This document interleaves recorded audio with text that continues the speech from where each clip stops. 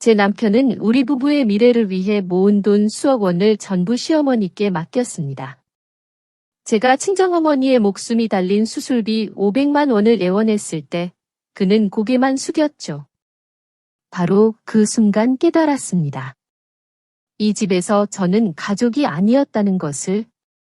하지만 그들은 제가 회계팀장이라는 사실을 잊고 있었습니다. 제가 준비한 서류 한 장이 그들의 안락한 삶을 어떻게 무너뜨리는지 당신은 믿지 못할 겁니다. 계속하기 전에 채널을 구독하고 댓글로 어디에서 듣고 계신지 알려주세요. 저는 이지연입니다. 올해 32살, 서울 용산구에 있는 한 개인 회사에서 회계팀장으로 일하고 있습니다. 결혼한 지 이제 막 5년째인데 시어머니, 시아버지, 남편, 그리고 시동생 부부와 함께 오래된 단독주택에서 살고 있었죠. 사실 저는 제가 꽤 괜찮은 며느리라고 생각했습니다.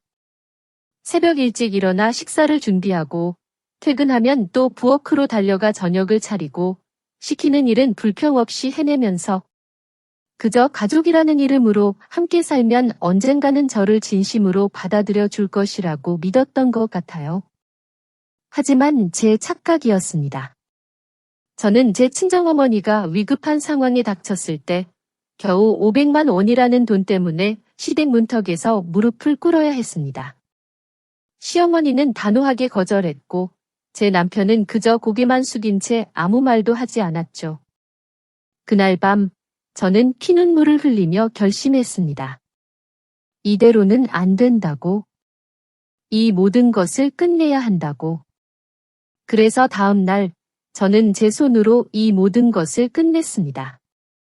이 모든 인연의 끈을 잘라냈고 시댁 식구 전부를 제 삶에서, 아니 그들의 세상에서 쫓아냈습니다. 그날은 일요일이었습니다. 평소처럼 부엌에서 저녁 준비를 하고 있었죠. 찌개 냄새가 온 집안에 퍼지고 있었고 저는 콧노래를 흥얼거리고 있었습니다. 그때 갑자기 휴대폰이 울렸습니다. 모르는 번호였지만 평택에 사시는 친정어머니 생각이 퍼뜩 들었습니다. 가슴이 철렁 내려앉았죠. 전화를 받는 순간 낯선 이웃 아주머니의 다급한 목소리가 들렸습니다. 지연아, 지연아. 내 어머니가 시장에서 쓰러지셨어. 뇌졸중인 것 같다고. 우리 지금 병원으로 모시고 가는 중이야. 제 손에 들려있던 칼이 쨍 하는 소리를 내며 바닥에 떨어졌습니다. 심장이 멎는 것 같았죠. 머릿속은 온통 하얘졌고 오직 엄마라는 단어만이 맴돌았습니다. 저는 허둥지둥 2층으로 달려가 지갑을 챙겼습니다. 숨이 턱까지 차올랐지만 멈출 수 없었습니다. 거실에는 남편 김민준 씨와 시어머니 박예란 여사가 차를 마시고 계셨죠. 어머니, 여보, 저희 친정엄마가 쓰러지셨대요. 뇌졸중이시래요. 급히 500만 원만 좀. 병원비랑 차비로 써야 해요. 제발. 제 목소리는 떨렸고 눈에서는 이미 눈물이 흐르고 있었습니다. 남편은 당황한 듯 저를 쳐다보다가 이내 시어머니 박예란 여사의 눈치를 살폈습니다. 시어머니는 제게 눈길 한 번 주지 않고 차분하게 찻잔을 내려놓으셨죠. 그 차분함이 저를 더욱 얼어붙게 했습니다. 아가. 내 시어머니가 입원했으면 내가 돈을 내주는 게 맞지? 하지만 내 친정어머니 일은 우리 집과 무슨 상관이라고 우리 집 돈을 달라고 하는 거니? 그 말을 듣는 순간 제 심장은 산산조각 나는 것 같았습니다. 제가 그동안 이 집을 위해 쏟아부었던 모든 시간과 노력, 사랑이 한순간에 부정당하는 기분이었습니다. 제가 멍하니 서 있자 남편이 제게 다가왔습니다. 저는 마지막 희망을 걸고 남편의 팔을 붙잡았습니다. 여보, 우리 엄마 쓰러지셨대. 나 현금도 없고 지금 당장 500만 원이 너무 급해. 병원비랑 약값으로 써야 해. 남편은 입술을 깨물며 고개를 숙였습니다. 그는 저를 똑바로 쳐다보지 못했습니다. 지연아, 미안해. 내 돈 전부 어머니께 맡겨놨잖아. 어머니가 이달 말에나 돈을 찾아주신다고 했어. 저는 절규했습니다. 이건 사람 목숨이 달린 문제야. 이달 말이나 초가 문제가 아니라고. 하지만 시어머니의 얼굴은 얼음처럼 차가웠습니다. 내 아들 월급은 내가 관리하는 돈이다. 며느리인 내가 이래라 저래라 할 권리는 없어. 내 친정어머니 일은 내가 알아서 해라. 이 집에서는 친정 식구 돕겠다고 우리 집 돈 쓰는 일은 절대 없을 것이다. 저는 그 자리에 얼어붙었습니다. 식은땀이 온몸을 적셨고 머릿속은 텅 비었습니다. 이 넓은 집, 제가 매일같이 닦았던 벽돌 하나하나, 제가 매일 차렸던 밥상, 남편과 시동생 김동준 씨 아내가 출산했을 때 밤새 간호했던 시간들. 겨우 500만 원, 제 친정엄마의 목숨이 달린 돈인데 아무도 주지 않았습니다. 시아버지는 거실을 피해 자기 방으로 올라갔고 김동준 씨는 그저 고개만 숙인 채 침묵했습니다. 그 누구도 저를 위해 나서지 않았습니다. 저는 더 이상 아무 말도 하지 않았습니다. 그저 눈물을 뚝뚝 흘리며 그 집을 나왔습니다. 며느리로서, 딸로서, 그리고 인간으로서 느낄 수 있는 모든 비참함과 서러움을 안고 그 집을 등졌습니다. 그 집을 떠나는 한 걸음 한 걸음이 제 인생의 새로운 시작임을 그때는 알지 못했습니다. 아니, 어쩌면 이미 어렴풋이 느끼고 있었는지도 모릅니다. 이대로는 더 이상 살 수 없다는 것을요. 버스터미널로 향하는 택시 안에서 저는 동료 김선미 씨에게 전화를 걸어 500만 원을 빌렸습니다. 선미 씨는 아무것도 묻지 않고 제게 돈을 보내주었습니다. 휴대폰 화면에 찍힌 입금 완료 문자를 보는 순간 제 눈에서는 다시 뜨거운 눈물이 쏟아졌습니다. 이 돈이 없었다면 우리 엄마는 생각하기도 싫었습니다. 새벽에 도착한 평택의 한 병원. 응급실 문을 열고 들어가자 이미숙 어머니는 아직 의식이 없으셨습니다. 의사 선생님은 다행히 골든타임을 놓치지 않았다고 했지만 고령이시라 예후를 지켜봐야 하고 약값도 만만치 않을 것이라고 했습니다. 저는 차가운 어머니의 손을 잡고 밤새도록 울었습니다. 평생 자식밖에 모르고 사신 어머니가 이렇게 홀로 누워 계시다니. 그리고 저 단 하나뿐인 딸은 어머니를 살릴 돈 500만 원 때문에 시댁에서 문전박대당해야 했다니. 남편은? 그 시댁 가족들은? 그날 밤 이후 저는 그들을 더 이상 가족이라고 부를 수 있을지 확신할 수 없었습니다. 창밖으로 희미한 새벽빛이 새어 들어올 때까지 저는 어머니의 손을 놓지 않았습니다. 핏기 없는 어머니의 얼굴을 보며 제 마음속에는 더 이상 분노나 원망이 자리할 틈이 없었습니다. 오직 심장을 짓누르는 고통, 혈관을 죄어오는 듯한 먹먹함만이 가득했습니다. 의사 선생님은 어머니가 가벼운 뇌졸중이셨지만 고령에 홀로 사시는 만큼 특별한 관리가 최소 3주는 필요하다고 했습니다. 그 말을 듣는 순간 제 심장은 갈기갈기 찢어지는 듯했습니다. 평생 고생만 하신 어머니가 아프신데 아무도 곁에 없다니? 만약 제가 어제 조금이라도 늦었더라면 어쩌면? 그날 밤 저는 많은 것을 생각했습니다. 차가웠던 시어머니의 얼굴, 저를 외면하던 남편의 눈빛, 그리고 칼처럼 심장을 파고들었던 그 말, 우리 집과 무슨 상관이라고. 그 모든 순간들이 선명하게 제 머릿속을 맴돌았습니다. 저는 이해할 수 없었습니다. 시댁을 위해 온 마음을 다했던 제가 왜 이방인 취급을 받아야만 했을까요? 저는 대단한 것을 바라지 않았습니다. 선물이나 칭찬도 필요 없었습니다. 그저 한 인간으로서, 한 자식으로서, 비록 며느리지만 피부치처럼 대해주기를 바랐을 뿐입니다.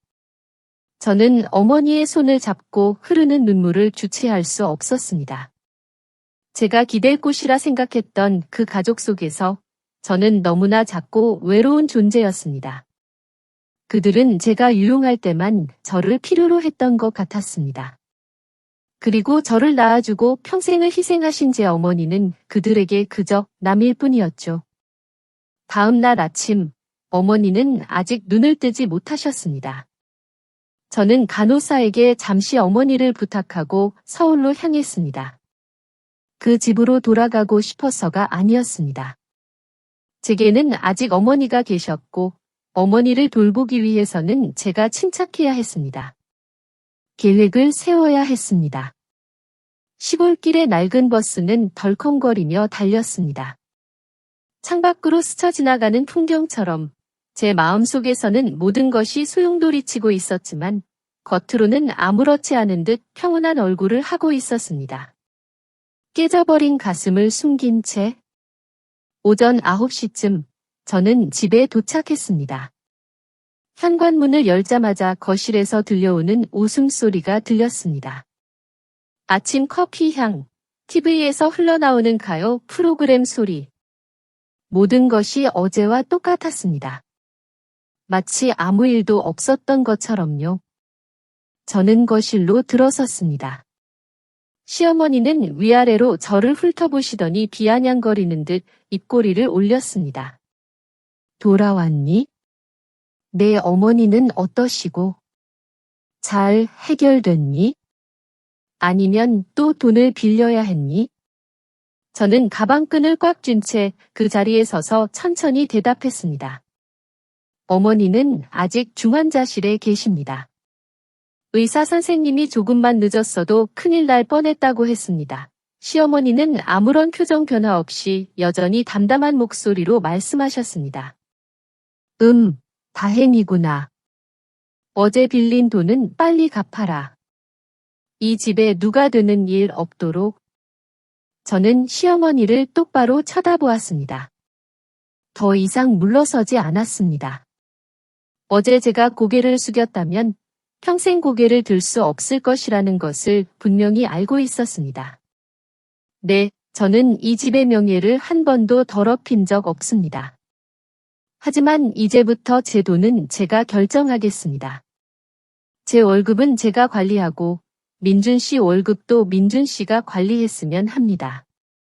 더 이상 모든 돈을 한 사람이 관리하는 것에 동의할 수 없습니다. 저는 너무 오랫동안 침묵했고 그 대가는 친정어머니를 거의 잃을 뻔한 것이었습니다. 더 이상 이렇게 살 수 없습니다. 박예란 여사는 깜짝 놀라 똑바로 앉았습니다. 그녀의 얼굴은 순식간에 어두워졌습니다. 지금 뭐라고 하는 거니? 이 집은 원래부터 내가 돈을 관리해왔는데 누가 불평했단 말이니? 모두가 익숙해졌을지 모르지만 저는 더 이상 익숙하지 않습니다. 죄송합니다. 하지만 저는 친정어머니의 응급실 비용을 부탁했을 때조차 돈을 주지 않는 사람을 더 이상 신뢰할 수 없습니다. 그 말은 마치 시어머니의 뺨을 때리는 것 같았습니다. 집안은 순식간에 정적이 흘렀습니다. 2층에서 내려오던 김민준 씨는 제 말을 듣고 얼굴이 새하얗게 질렸습니다. 그는 제게 다가와 제 손을 잡고 살짝 잡아당겼습니다. 지연아, 방으로 들어가서 얘기하자. 저는 움직이지 않았습니다. 붉어진 눈으로 그를 바라보았습니다. 저는 정말 많이 참았습니다. 민준 씨, 저는 돈을 요구하는 아내가 아니었습니다. 하지만 친정어머니가 병실에 누워 계시는데 저는 500만 원을 빌리러 다녀야 했습니다. 그동안 제 남편인 당신은 그저 그곳에 앉아 침묵하고 있었고요. 그는 입술을 앙다물고 눈을 피하며 아무 말도 하지 않았습니다. 시어머니는 벌떡 일어서서 날카로운 목소리로 소리쳤습니다. 이 며느리 정말 끔찍한 년이구나. 어제 내 어미가 아프더니 오늘 돌아와서 살림 방식까지 바꾸려 드는구나. 내가 마치 아주 악독한 사람인 것처럼. 저는 대답하지 않았습니다. 만약 제가 계속 말대꾸했다면 저 자신도 침착함을 유지할 수 없었을 것이기 때문입니다. 저는 돌아서서 방으로 향했습니다. 지난 5년간 제가 살았던 그 방, 제가 직접 닦았던 벽돌 하나하나, 제가 직접 골라 샀던 커튼, 그 방의 작은 구석구석마다 제 땀과 모욕적인 눈물이 스며들어 있었습니다. 저는 문을 닫고 방 한가운데 섰습니다. 울지 않았습니다. 그저 제 마음속에서 낡은 껍질 하나가 벗겨진 듯한 느낌이었습니다. 저는 변해야 한다는 것을, 그리고 만약 누군가가 저와 함께 변하려 하지 않는다면 저는 혼자서 계속 나아가야 한다는 것을 알고 있었습니다. 내일부터 저는 저 자신을 지키고 시댁 식구들에게 돈을 쥐고 있다고 해서 사람의 마음까지 붙잡을 수 있는 것은 아니라는 것을 보여주기 위한 새로운 계획을 시작할 것입니다. 그날 이후 저는 제 삶의 지난 5년을 되돌아보기 시작했습니다. 마치 낡은 앨범 속 사진을 한 장 한 장 넘기듯 쓰라린 기억들이 선명하게 되살아났죠. 그때는 몰랐습니다. 제가 서 있던 그 자리가 얼마나 외로운 섬이었는지, 제가 바랐던 사랑이 얼마나 허상에 가까웠는지 말이죠. 지금에 와서야 비로소 알게 된 사실들이 저를 더욱 아프게 했습니다. 결혼하고 처음 시댁에 발을 들여놓던 날을 기억합니다. 오래된 단독주택의 대문은 굳게 닫혀 있었고 그 문을 열고 들어서는 순간 저는 마치 다른 세상으로 들어가는 듯한 기분이었습니다. 시어머니 박예란 여사께서는 환한 웃음 대신 단호한 얼굴로 제게 말씀하셨죠. 아가, 이 집은 자식들이 따로 나가 사는 법이 없다. 며느리가 들어왔으면 시댁 일을 내 일처럼 돌봐야 하고 돈 관리는 시어머니인 내가 하는 것이 원칙이다. 누구든 자기 돈을 따로 빼돌리는 일은 없을 것이다. 그 말씀을 듣는 순간 제 마음속에 작은 불안감이 드리웠습니다. 하지만 그때는 그저 시어른의 말씀이니 가족의 화목을 위한 것이겠거니 하고 고개를 끄덕였습니다. 어른들은 모두가 화목하게 살기를 바랄 것이라고 순진하게 생각했던 거죠. 초반 몇 년 동안 저는 정말이지 이상적인 며느리가 되기 위해 온 힘을 다했습니다. 동트기 전 일어나 시어머니보다 먼저 부엌으로 향했죠. 서너 식구 밥상을 차리는 것이 익숙해질 무렵 시어머니께서는 늘 김민준 씨와 시아버지의 아침 식사를 따로 챙기라고 말씀하셨습니다. 민준 씨가 좋아하는 국, 시아버지가 즐겨 드시는 반찬. 제 몫은 뒷전이었죠. 출근 전 부랴부랴 밥을 먹고 회사로 향하면 퇴근 후에는 또다시 부엌으로 달려가 저녁 식사를 준비했습니다. 민준 씨와 저는 용산구에서 회사를 다녔고 시댁은 강남 쪽이었으니 출퇴근 시간만 해도 좋기 2~3시간이 걸렸습니다. 몸은 천근만근이었지만 며느리로서 해야 할 도리라고 생각하며 버텼습니다. 식사 준비는 물론이고 설거지, 빨래, 청소까지 제 몫이었습니다. 시어머니께서는 늘 제가 하는 일을 하나하나 지켜보셨고 제 마음에 들지 않는 부분이 있으면 곧바로 지적하셨죠. 예를 들어 빨래를 넣을 때도 아가, 속옷은 안 보이게 안쪽에 널어야지. 누가 보면 어쩌려고 그러니? 라고 말씀하시거나 청소를 할 때도 구석구석 먼지 한 톨 없어야 한다. 대충대충 하는 버릇은 이 집에서 통하지 않아 라고 하셨습니다. 저는 그 모든 잔소리를 묵묵히 들었습니다. 혹시라도 제가 불평하거나 토를 달면 친정에서 제대로 배우지 못했다는 말을 들을까 봐 두려웠기 때문이죠. 친정이라는 단어는 저를 늘 움츠러들게 하는 마법의 주문 같았습니다. 가끔은 너무 지쳐서 남편 김민준 씨에게 살짝 기대어 볼까 하는 마음도 들었습니다. 언젠가 한 번은 조심스럽게 물어본 적도 있었죠. 여보, 우리 그냥 따로 나가 살면 안 될까요? 저희 둘이서라도 오피스텔 같은 곳에서 살면 좀 더 편할 텐데. 제 말에 남편은 고개를 저으며 제 말을 잘라냈습니다. 지연아, 그냥 내가 잘하면 어머니께서도 너를 더 예뻐해 주실 거야. 그리고 내 월급, 상여금, 저축한 돈까지 전부 어머니께 맡겨놨잖아. 지금 나가면 처음부터 다시 시작해야 하는데 그게 어디 쉬운 일이니.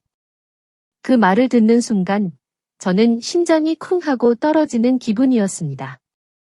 내 돈 전부 어머니께 맡겨놨잖아. 그 한마디가 제 모든 희망을 산산조각 냈죠. 저는 그동안 제가 힘들게 일해서 번 돈이, 그리고 우리 부부의 미래를 위해 모았던 돈이 저와 아무런 상의도 없이 시어머니께 통째로 맡겨져 있었다는 사실에 충격을 받았습니다. 남편은 제가 돈에 욕심을 내는 줄 아셨을 겁니다. 하지만 제가 놀란 것은 돈 자체가 아니었습니다. 저는 제가 우리 공동의 삶에서 완전히 배제되어 있었다는 사실, 제게는 아무런 결정권도 없다는 사실의 깊은 상실감을 느꼈습니다. 저는 매달 생활비를 보태고 집안일을 도맡아 했지만 정작 중요한 일에는 아무것도 결정할 수 없었습니다. 한 번은 조심스럽게 여보, 혹시 우리 비상금이라도 조금 따로 빼놓으면 어떨까요? 무슨 일 생기면 급하게 써야 할 때가 있을 수도 있잖아요. 라고 말했지만 남편은 그저 걱정 마. 어머니가 다 알아서 계산하시고 필요할 때 주실 거야. 라고만 했습니다. 하지만 그 필요할 때는 제가 상상하지 못했던 가장 고통스러운 방식으로 찾아왔습니다. 친정어머니가 쓰러지셨을 때 저는 단돈 500만 원조차 제 마음대로 쓸 수 없었습니다. 그 모든 순간들이 제 마음속에 깊은 생채기를 남겼습니다.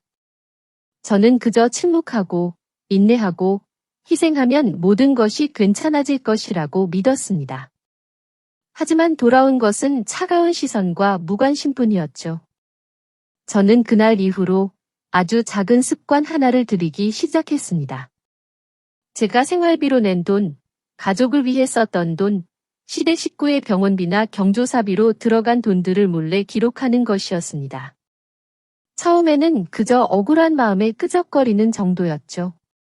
하지만 어느 순간부터 그것은 저 자신을 지키기 위한 저만의 작은 방패가 되었습니다. 제 월급에서 소액이지만 꾸준히 비상금을 따로 빼내어 제 명의의 다른 통장에 넣어두기도 했습니다. 밤샘 야근을 하거나 주말에 추가 근무를 하면서 번 돈이었죠. 그때는 왜 그렇게까지 했는지 정확히 설명할 수 없었지만 본능적으로 언젠가 이 돈이 저를 살릴 것이라는 예감이 들었습니다. 그리고 그 예감은 결국 현실이 되고 말았습니다. 그렇게 5년이라는 시간이 흘렀습니다. 5년은 긴 시간이었습니다. 제 몸과 마음에는 이미 골물대로 골문 상처들이 가득했죠. 시어머니의 통제와 남편의 무관심 속에서 저는 점점 더 저 자신을 잃어갔습니다. 저는 그저 며느리라는 이름으로 이 집의 한 그림자로 존재하고 있었습니다. 저의 꿈, 저의 생각, 저의 감정은 중요하지 않았습니다. 오직 시댁의 규칙과 시어머니의 뜻만이 중요했죠. 하지만 친정어머니가 쓰러지셨던 그날, 시어머니의 차가운 눈빛과 남편의 외면은 제 오랜 인내심을 한순간에 무너뜨렸습니다. 그 5년간 쌓아왔던 모든 불만과 서러움이 한꺼번에 터져나왔죠. 그제야 저는 깨달았습니다. 제가 아무리 노력해도, 아무리 희생해도 그들은 저를 진정한 가족으로 받아들이지 않을 것이라는 것을요. 그들에게 저는 그저 이 집의 재산을 관리하고 그들의 편의를 제공하는 도구에 불과했던 겁니다. 제 마음속에는 더 이상 희망이 남아있지 않았습니다. 오직 분노와 함께 스스로를 지켜야 한다는 강한 의지만이 솟아올랐습니다. 그날 이후 저는 더 이상 과거의 이지연이 아니었습니다. 친정어머니가 병원에 입원하셨던 그날 밤, 그리고 제가 시댁 문턱에서 차갑게 거절당했던 순간은 제 삶의 모든 것을 뒤흔들었습니다. 그 전까지는 그저 참고 또 참으면 언젠가는 제 진심이 통할 것이라고 믿었습니다. 하지만 그날의 일은 저를 깨웠죠. 비록 쓰라린 각성이었지만 그 덕분에 저는 더 이상 과거의 제가 아니게 되었습니다. 이제부터는 저 스스로를 지켜야 한다는 것을 알게 된 겁니다. 지난 시간을 돌이켜보면 무심함이라는 칼날에 베인 적이 한두 번이 아니었습니다. 시어머니 박예란 여사께서는 늘 당신의 아들들 김민준 씨와 김동준 씨만을 챙기셨습니다. 가족 회의라도 열리는 날이면 저는 부엌에서 간식을 준비하거나 방에서 기다려야 했죠. 때로는 거실에서 들려오는 목소리들이 저와는 상관없는 듯 들렸습니다. 안건이 끝나고 제가 거실로 나오면 모두가 이미 결정을 내린 뒤였고 제게는 그저 이렇게 하기로 했으니 지연아 너도 그렇게 알아라라는 통보만이 주어졌습니다. 제 의견은 묻지도 않았고 설사 제가 조심스럽게 의견을 내비쳐도 아가 너는 아직 이 집안 사정을 잘 모르니 그냥 어른들이 하는 대로 따라라라는 말로 일축되기 일쑤였습니다. 그때마다 저는 제가 이 집에 사는 며느리가 아니라 마치 하숙생이나 남처럼 느껴졌습니다. 한 번은 시아버지께서 감기에 심하게 걸리신 적이 있었습니다. 저는 밤새 옆에서 간호하고 따뜻한 죽을 끓여드리고 약을 챙겨드렸습니다. 저 역시 몸이 좋지 않았지만 며느리로서 도리를 다해야 한다고 생각했죠. 시아버지께서 기력을 회복하시고 나자 시어머니께서는 아가, 내 덕분에 아버지가 기력을 찾으셨구나. 정말 고맙다라고 말씀하셨습니다. 그 한마디에 저는 그동안의 고생이 눈 녹듯 사라지는 기분이었습니다. 드디어 저를 가족으로 인정해 주시는구나 싶었죠. 하지만 그 기대는 오래가지 못했습니다. 며칠 뒤 제가 몸살 감기에 걸려 알아눕자 시어머니께서는 그저 제 방 문을 살짝 열고 가가 아프면 병원에 가봐라. 우리 민준이는 오늘 중요한 회의가 있으니 방에서 쉬게 해라라고 말씀하실 뿐이었습니다. 따뜻한 죽 한 그릇은커녕 약 한 봉지 건네주시는 분이 없었죠. 옆방에서 자고 있던 남편 김민준 씨도 그저 잠결에 제가 아프다는 소리만 들었는지 아침이 되어서야 괜찮냐고 묻고는 출근했습니다. 그때 저는 알았습니다. 이 집에서 저의 희생은 당연한 것이고 저의 아픔은 그저 개인적인 일일 뿐이라는 것을요. 그런 날들이 이어지면서 저는 밤잠을 설치는 날이 많아졌습니다. 침대에 누워 천장을 바라보며 한숨을 쉬었죠. 내가 뭘 잘못했지? 이렇게 참고 살면 정말 행복해질 수 있을까? 과연 나는 이 집에서 어떤 존재일까? 수많은 질문들이 제 머릿속을 맴돌았습니다. 그때마다 마음속으로는 아니야, 언젠가 알아주실 거야. 내가 더 잘하면 되라고 스스로를 다독였습니다. 하지만 제 마음속 깊은 곳에서는 이미 작은 균열이 생기고 있었습니다. 인내심의 한계가 조금씩 드러나고 있었던 거죠. 그러던 어느 날 퇴근 후 저만의 작은 습관이 생겼습니다. 회사 근처에 있는 은행에 들러 저만의 계좌를 개설한 겁니다. 시어머니께서 모든 가족의 통장을 관리하셨기 때문에 제 명의로 된 계좌는 없었습니다. 떳떳하게 제 이름으로 된 통장을 만들고 매달 월급에서 아주 조금씩 정말 아무도 모르게 돈을 이체했습니다. 아주 작은 금액이었지만 그 돈은 저에게 단순한 숫자가 아니었습니다. 그것은 저의 자존심이자 미래에 대한 저만의 희망이었습니다. 밤늦게까지 야근을 하거나 주말에 추가 근무를 하면서 번 돈을 거기에 차곡차곡 모았습니다. 저는 본능적으로 언젠가 이 돈이 저를 위한 탈출구가 될 것이라고 생각했습니다. 그 작은 통장 하나를 만들고 나자 저는 더 큰 용기가 생겼습니다. 서점이나 도서관에서 몰래주택 임대차 관련 법률책을 읽고 이혼 시 재산 분할에 대한 정보를 찾아보았습니다. 혹시 모를 미래를 대비해야 한다는 막연한 불안감 때문이었죠. 인터넷으로 용산구와 가까운 지역의 오피스텔이나 하숙집 매물들을 검색해보기도 했습니다. 사진 속이 작고 아담한 방들이 저에게는 마치 자유를 상징하는 것 같았습니다. 제가 상상하는 저만의 공간, 저만의 삶. 그것은 저를 지치게 하던 시댁에서의 삶과는 너무나도 다른 세상처럼 느껴졌습니다. 그렇게 조용히 저만의 준비를 해나가는 동안 저는 깨달았습니다. 눈물 흘려봐야 아무 소용 없다는 것을요. 그저 마음속에 쌓아두었던 낡은 껍질 하나를 벗겨내는 기분이었습니다. 저는 이제 더 이상 과거의 이지연이 아니었습니다. 저는 변해야 했습니다. 그리고 만약 누군가가 저와 함께 변하려 하지 않는다면 저는 혼자서라도 꿋꿋이 제 길을 가야 한다는 것을 분명히 알게 되었습니다. 저의 삶은 그 누구도 아닌 제가 스스로 결정해야 하는 것이니까요. 여러분도 아시겠죠? 제 며느리 사리가 결코 쉽지 않았다는 것을요. 그 눈물, 그 수많은 밤의 번민. 과연 누가 저를 이해해 줄 수 있을까요? 혹시 여러분 중에서도 저와 비슷한 상황을 겪어보신 분들이 계신가요? 만약 그렇다면 여러분은 어떤 선택을 하셨을까요? 만약 귀한 시간을 내어 이 이야기까지 들어주신다면 아래 댓글창에 숫자 1을 남겨주세요. 제가 이 길을 홀로 걷는 것이 아님을 알 수 있도록요. 여러분의 작은 응원이 제가 이 모든 여정의 마지막을 계속해서 이야기할 수 있는 가장 큰 힘이 될 것입니다. 친정어머니는 다행히 고비를 넘기고 안정을 찾으셨습니다. 저는 잠시 평택에 더 머물며 어머니의 곁을 지켰죠. 링거를 맞고 겨우 앉아 묽은 죽을 드시는 어머니의 마른 얼굴을 보며 저는 굳은 결심을 했습니다. 더 이상 물러서지 않겠다고. 더 이상 참고만 살지 않겠다고. 어머니를 돌보기 위해 시간제 간호사를 고용하고 혈압 측정기도 사들였습니다.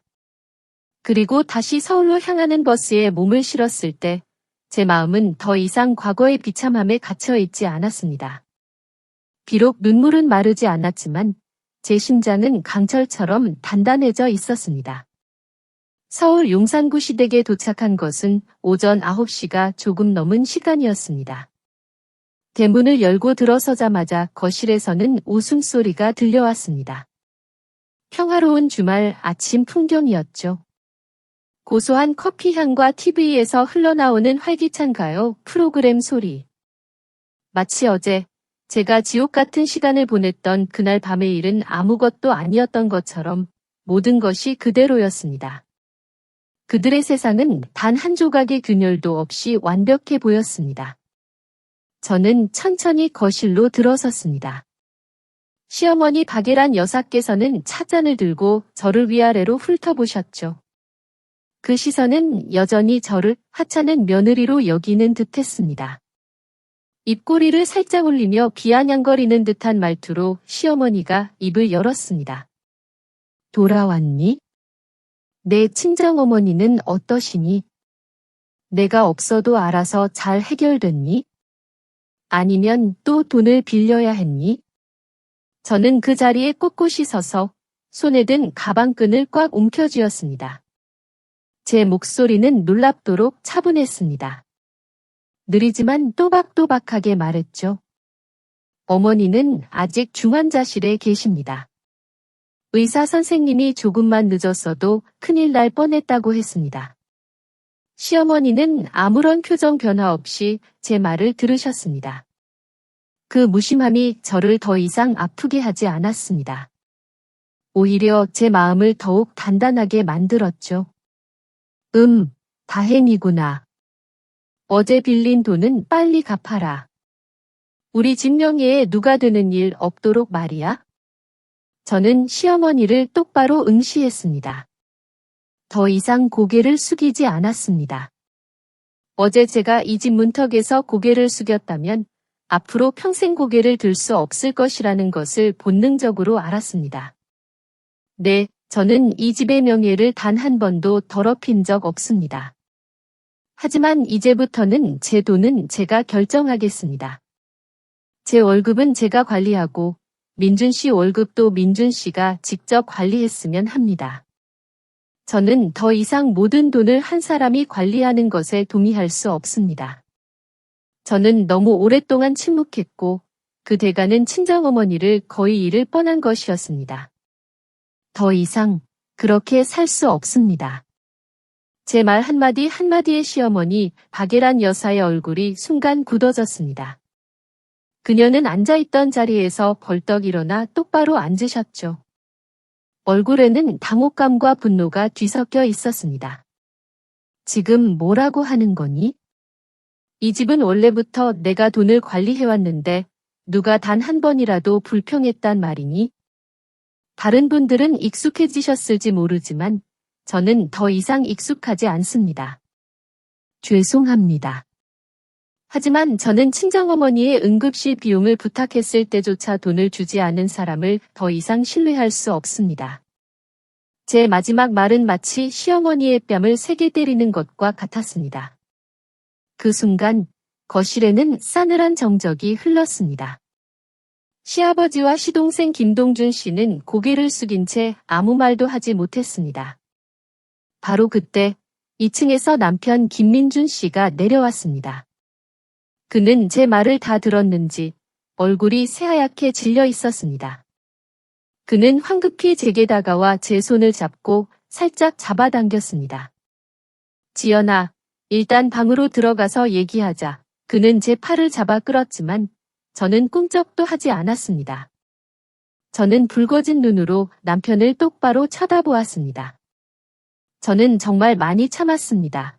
민준 씨, 저는 돈을 요구하는 아내가 아니었습니다. 하지만 친정어머니가 병실에 누워 계시는데 저는 단돈 500만 원을 빌리러 다녀야 했습니다. 그동안 제 남편인 당신은 그저 그곳에 앉아 침묵하고 있었고요.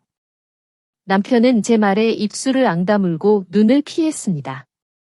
그는 아무런 변명도 아무런 말도 할 수 없었죠. 그저 무겁게 고개를 떨굴 뿐이었습니다.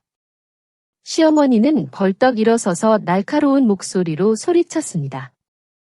이 며느리 정말 끔찍한 년이구나. 어제 내 어미가 아프더니 오늘 돌아와서 살림 방식까지 바꾸려 드는구나. 마치 내가 아주 악독한 사람인 것처럼.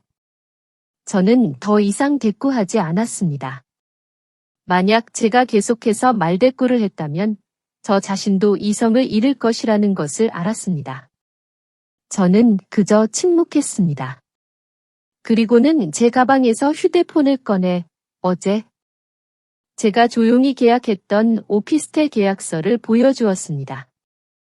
회사와 가깝고 깨끗하며 작지만 저만의 공간. 무엇보다 제가 마음껏 숨 쉴 수 있는 곳이었습니다. 저는 남편 김민준 씨에게 계약서를 내밀었습니다. 민준 씨, 만약 당신이 어머니에게서 돈을 따로 관리하는 것을 동의하지 않는다면 저는 이 오피스텔로 나갈 겁니다. 더 이상 과거처럼은 살 수 없어요. 더 이상은? 제 말은 마치 마른 하늘의 날벼락 같았습니다.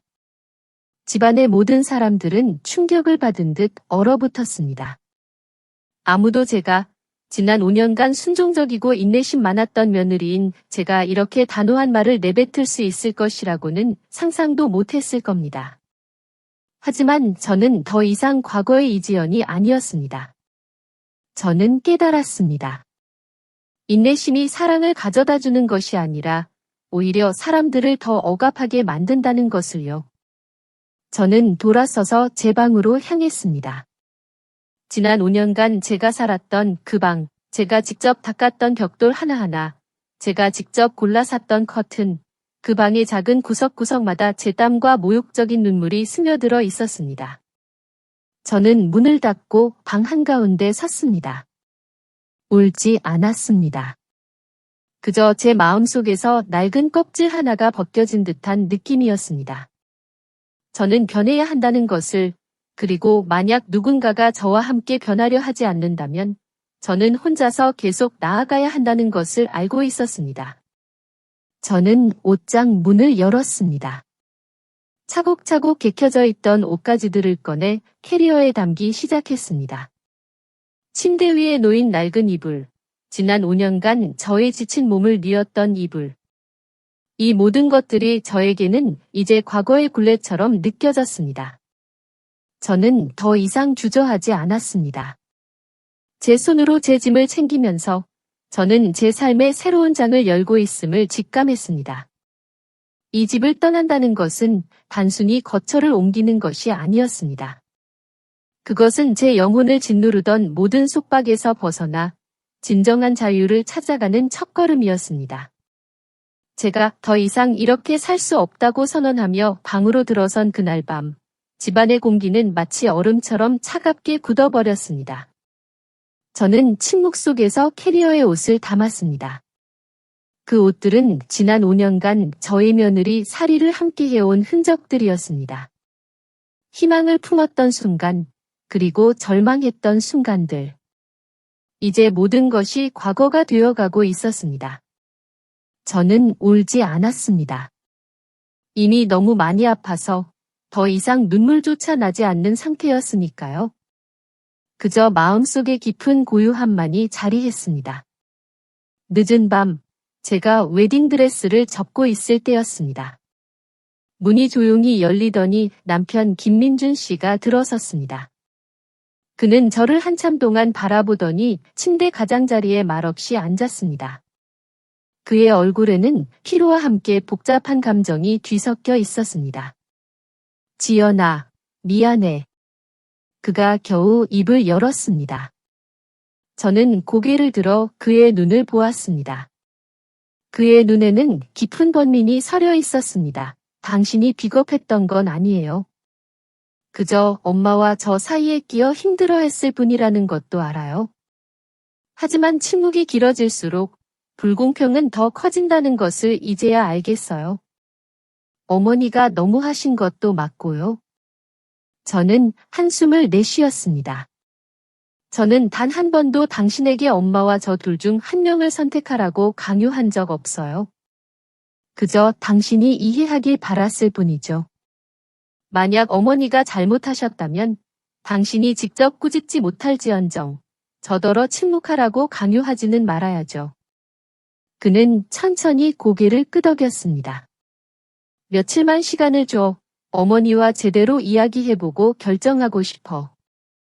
그러니 당장 이사 가지는 말아줘. 딱 며칠만. 저는 미소를 지었습니다.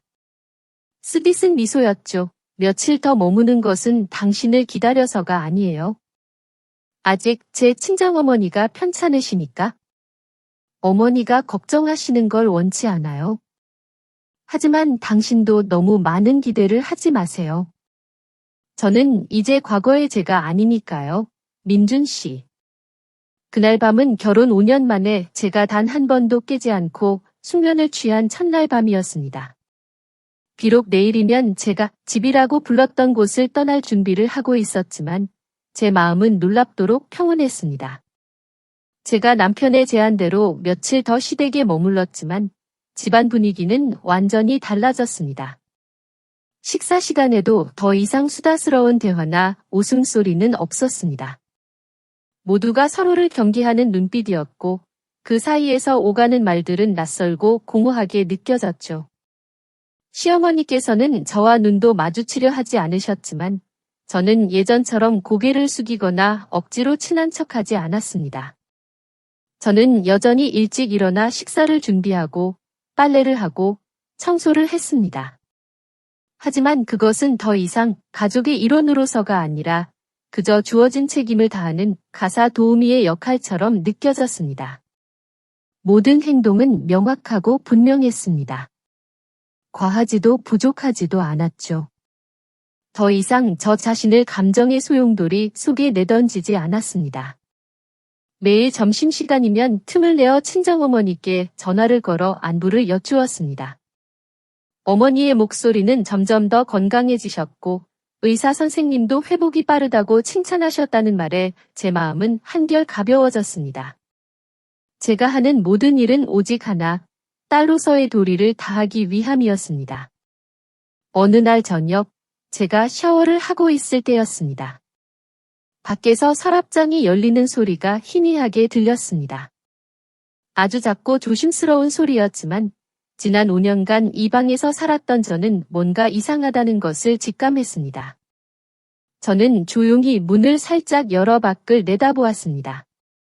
시어머니 박예란 여사와 시동생 김동준 씨가 제 옷장 앞에 서 있는 모습이 보였습니다. 시어머니는 서랍칸을 하나하나 뒤지고 있었고 얼굴은 굳어 있었습니다. 저는 욕실 안에 말없이 서 있었죠. 심장이 빠르게 뛰었고 씁쓸하면서도 차가운 감정이 온몸에 퍼져나갔습니다. 몇 분 후 그들은 떠났습니다. 저는 재빨리 몸을 닦고 옷을 입은 뒤 방으로 나왔습니다. 옷장 문은 여전히 살짝 열려 있었고 제가 가지런히 접어두었던 옷가지들은 뒤죽박죽 흐트러져 있었습니다. 맨 아래 서랍 칸, 제가 개인 서류들을 넣어두었던 곳은 누군가 손댄 흔적이 역력했습니다. 저는 한숨을 쉬었습니다. 사실 이런 일이 벌어질 것이라고 미리 짐작하고 있었습니다. 이틀 전, 저는 이미 중요한 개인 물품 대부분을 제가 계약한 오피스텔로 옮겨두었으니까요. 통장, 새로운 급여 계약서, 이체 내역서 같은 민감한 서류들은 다른 곳에 안전하게 보관했습니다. 하지만 저는 옷장을 완전히 비워두지는 않았습니다. 시어머니가 가장 쉽게 발견할 수 있는 서랍 안에 작은 나무 상자 하나를 일부러 남겨두었죠. 그 상자 안에는 지난 3년간의 모든 재정거래 내역서, 사본이 들어 있었습니다. 시아버지 약값을 위해 제가 보낸 돈, 시동생 김동준 씨 아들의 돌잔치 비용, 제가 직접 돈을 내어 설치했던 정수기 구매 영수증, 심지어 시어머니가 넘어져서 입원하셨을 때 아무에게도 알리지 말라며 제가 조용히 지불했던 병원비 내역까지. 저는 이 서류들로 누구를 위협할 생각은 없었습니다. 하지만 그들이 저를 통제하려 들었으니 제가 지난 세월 동안 어떻게 살아왔는지 보여줄 필요가 있다고 생각했죠. 제가 침묵했던 것은 두려워서가 아니라 가족을 존중했기 때문이라는 것을요. 단지 그들은 더 이상 제 존중을 받을 자격이 없었습니다. 다음 날 아침, 집안의 분위기는 확연히 달라져 있었습니다. 시어머니는 평소보다 훨씬 조용하셨고 더 이상 날카로운 소리를 내지 않으셨습니다. 김동준 씨는 저와 눈을 마주치려 하지 않았고 남편 김민준 씨는 여느 때보다도 말이 없었습니다. 그는 저를 출근시켜주면서도 아무 말도 하지 않았죠. 회사 근처에 다다라서야 겨우 입을 열었습니다. 그 나무 상자에 뭐가 들어있던 거야? 저는 차창 밖을 똑바로 응시하며 담담하게 대답했습니다. 어머니와 당신이 알아야 할 것들이요. 하지만 당신이 그렇게 묻는다는 건 어머니가 제 옷장을 뒤지셨다는 얘기겠죠? 김민준 씨는 침묵했습니다. 손가락으로 운전대를 가볍게 두드렸죠. 지연아, 내가 모든 상황을 더 긴장되게 만들고 있어. 우리 엄마는 원래부터 모든 걸 쥐고 계셔야 하는 분이야. 이제 내가 변하니 강하게 반응하시는 것뿐이라고. 긴장감은 제가 만드는 것이 아니라 그들이 숨겨왔던 것들이 드러나면서 생기는 거예요. 저는 너무 오랫동안 참았어요. 이제 그들은 제가 더 이상 순종적이지 않은 것을 견디지 못하는 것뿐이죠. 저는 차에서 내렸습니다. 뒤돌아보지 않았습니다. 어떤 것들은 다른 사람들이 스스로 깨달아야 한다는 것을 알았기 때문이죠. 저는 김민준 씨에게 제 편에 서라고 강요할 수 없었지만 저 역시 그의 가족의 그늘 속에서 더 이상 혼자 서 있을 수는 없었습니다. 그날 오후 제가 오피스텔로 옮길 남은 짐을 정리하고 있을 때 김민준 씨가 조용히 방으로 들어왔습니다. 그는 침대에 앉아 저를 한참 동안 바라보더니 마침내 입을 열었습니다. 정말 이사 가는 거야? 저는 고개를 들지 않고 나지막한 목소리로 답했습니다. 네, 한때는 제가 잘하면 이 집이 저를 사랑해 줄 거라고 생각했어요. 하지만 아니었어요. 저는 잘못된 사람에게 잘못된 방식으로 희망을 걸었던 거죠. 이제는 그저 제가 숨 쉴 수 있는 곳이 필요해요. 그는 고개를 숙인 채 오랫동안 침묵했습니다. 그리고는 천천히 말했습니다. 나도 너 따라갈게. 저는 순간 멈칫했습니다. 손에 들고 있던 드레스를 놓쳤고 심장이 빠르게 뛰었습니다. 뭐라고요? 난 내가 틀리지 않았다는 것을 알아.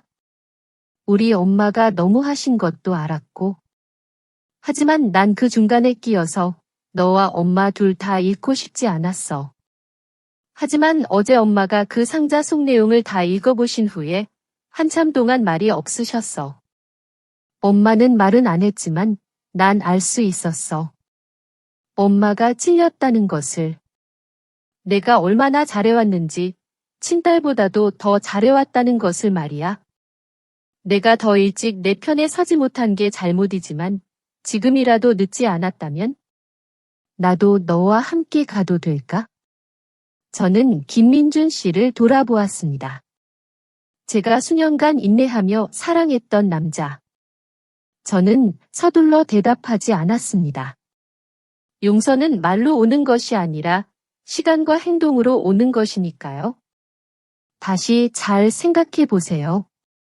만약 진심으로 다른 삶을 살고 싶다면 저와 함께 가세요. 하지만 그저 어머니와 싸워서 나가는 것이라면 저는 필요 없어요. 김민준 씨는 고개를 끄덕였습니다. 그의 목소리는 낮았지만 단호했습니다. 밤새도록 생각했어. 이번에는 확신해. 저는 웃지도 울지도 않았습니다. 하지만 제 마음속에는 잔잔한 눈물이 흘러내리는 것 같았습니다.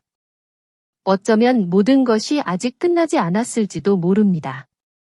하지만 적어도 저는 제 두 발로 다시 시작할 수 있게 되었습니다.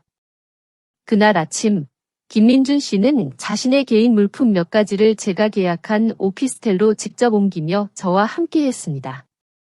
제 마음이 완전히 홀가분하거나 전적으로 그를 신뢰하는 것은 아니었습니다. 너무나 오랜 세월의 약속이 연기처럼 희미한 세상에서 살았기에 민준 씨가 발걸음을 옮겼음에도 불구하고 저는 아직 모든 믿음을 섣불리 줄 수 없었습니다. 저는 그에게 거창한 것을 요구하지 않았습니다. 그저 그가 시어머니가 장남의 돌이라는 이름으로 끊임없이 그를 짓눌렀던 보이지 않는 그림자에서 벗어나 명확하게 선을 긋기를 바랐을 뿐입니다.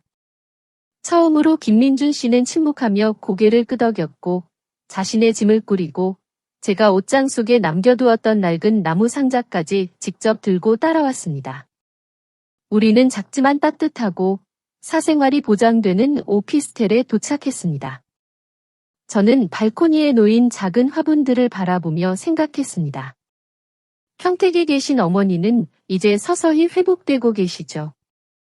시댁 침대에 누워 밤새 잠 못 이루던 지난 날들을 떠올리자 저는 마치 길고 답답한 악몽에서 막 깨어난 기분이었습니다.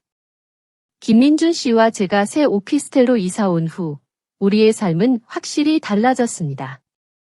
작고 아담한 공간이었지만 그곳에는 시어머니의 잔소리도 남편의 눈치도 없었습니다. 아침에 일어나 제가 직접 끓인 김치찌개 냄새가 온 집안에 퍼질 때면 마치 오래된 체증이 뻥 뚫리는 듯한 기분이었습니다. 밥상 위에는 소박한 반찬 몇 가지뿐이었지만 그 어떤 진수성찬보다도 마음 편하고 따뜻한 식사였죠. 저는 매일 밤 숙면을 취했습니다. 더 이상 꿈속에서 시어머니의 꾸짖는 목소리를 듣거나 남편의 무관심에 서러워하며 잠에서 깨는 일이 없었습니다. 이곳은 제게 진정한 쉼이었습니다.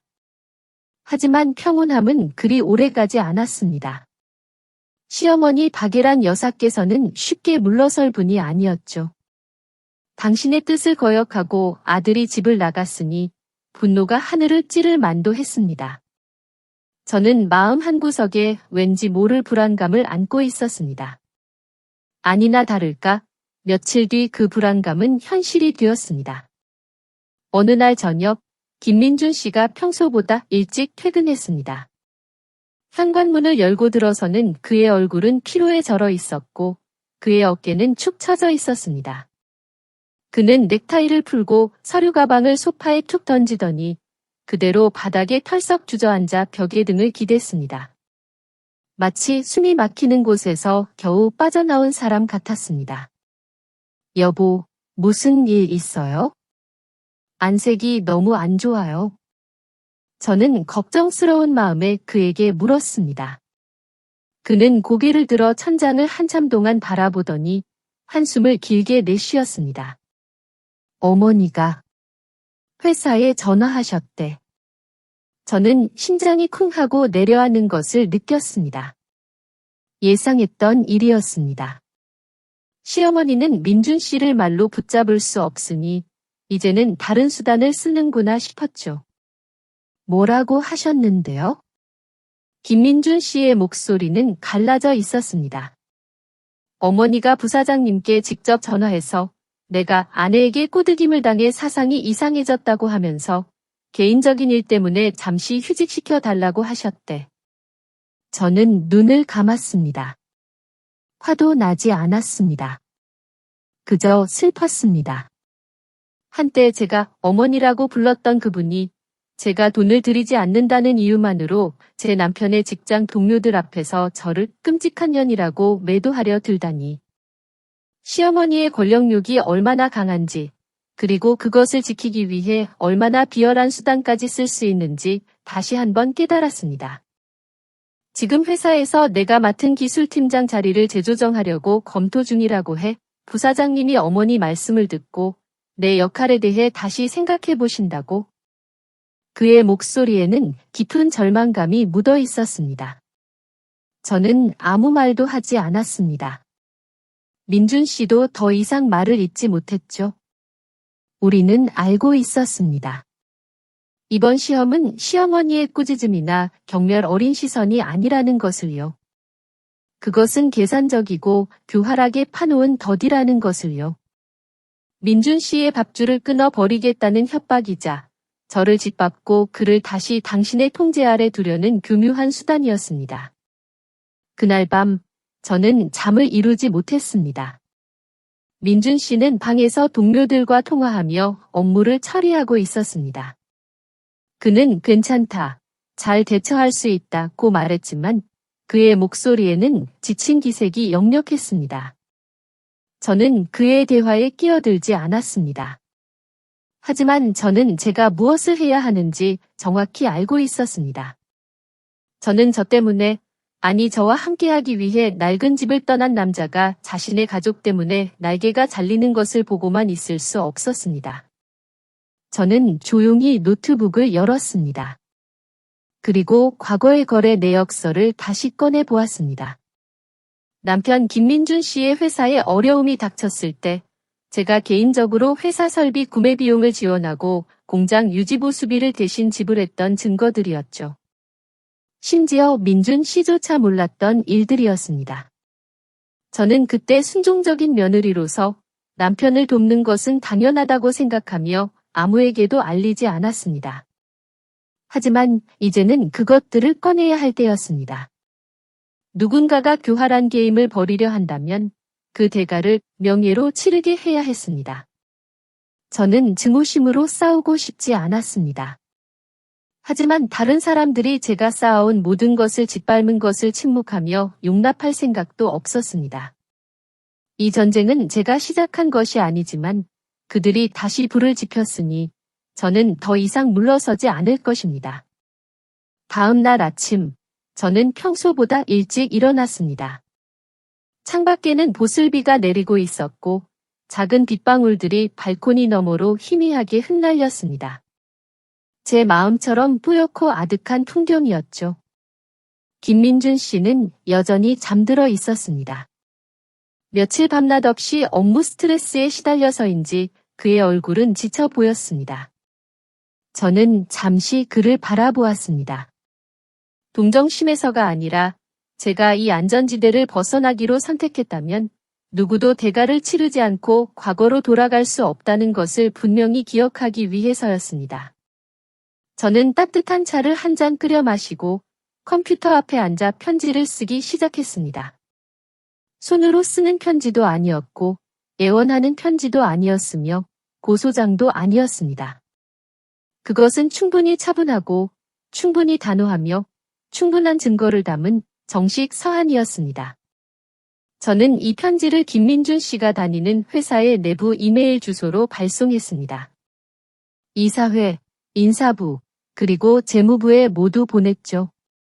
편지의 내용은 간단했습니다. 저는 김민준의 합법적인 아내 이지연이며 현재 남편이 가족의 개인적인 압력으로 인해 업무에 지장을 받고 있다는 점을 명확히 밝혔습니다.